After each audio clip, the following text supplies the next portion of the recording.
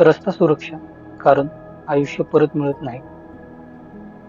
गाडी चालवणं म्हणजे केवळ क्लच, ब्रेक, ॲक्सेलरेटर आणि गिअर हाताळणं नाही, तर ती एक कला आहे. संयम, शिस्त आणि जबाबदारी यांचं सुंदर मिश्रण. गाडी चालवणं म्हणजे फक्त वाहन हाकणं नाही, ते जबाबदारीचं ओझं आहे, आपल्या आणि इतरांच्या आयुष्याचं. 2024 मध्ये महाराष्ट्रात अपघातात सुमारे 15,000 लोक मृत्युमुखी पडले.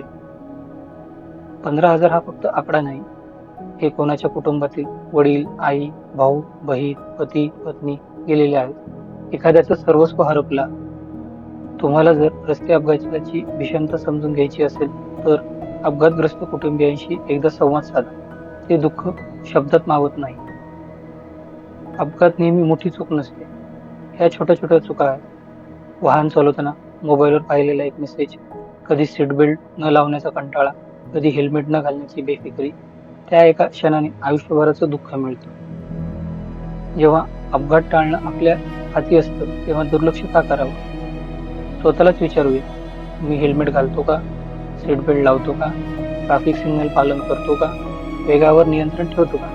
हे प्रश्न केवळ विचारायचे नाही, त्यांच्या उत्तरांचं प्रतिबिंब आपल्या वागणुकीत दिसायला पाहिजे.